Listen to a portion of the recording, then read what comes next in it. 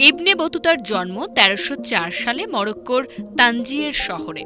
তার পুরো নাম ছিল আবু আবদুল্লাহ মুহাম্মদ ইবনে আবদুল্লাহ আল-লাওয়াতি আল-তানজি ইবনে বতুতা। ছোটবেলা থেকেই তার মধ্যে ছিল অদম্য কৌতূহল ও অজানাকে জানার ইচ্ছা। ২১ বছর বয়সে ১৩২৫ সালে তিনি প্রথম বের হন মক্কায় হজ পালনের উদ্দেশ্যে।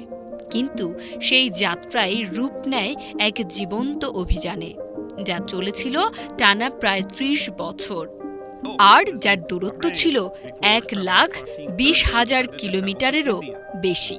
এই ভ্রমণে ইবনে বতুতা পাড়ি দিয়েছেন উত্তর আফ্রিকা, মিশর, আরব, পারস্য, ভারত, চীন, মালদ্বীপ, শ্রীলঙ্কা, মালয়েশিয়া, এমনকি আজকের বাংলাদেশের চট্টগ্রাম ও সোনারগাঁ পর্যন্ত।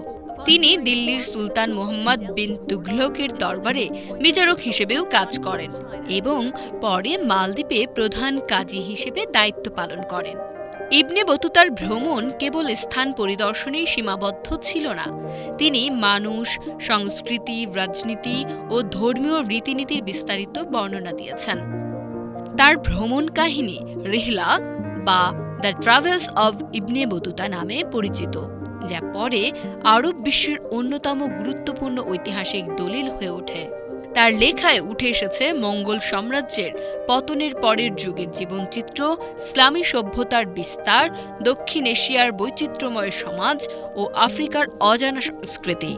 তিনি যেভাবে বর্ণনা করেছেন ভারতীয় উপমহাদেশ, আফ্রিকার বাণিজ্য পথ কিংবা চীনের নগর জীবন, তা আজও ইতিহাসবিদদের জন্য অমূল্য তথ্য ভাণ্ডার। ১৩৬৯ সালে ইবনে বতুতা মৃত্যুবরণ করেন, তবে তার অভিযাত্রা আজও মানব ইতিহাসে অনুপ্রেরণার প্রতীক।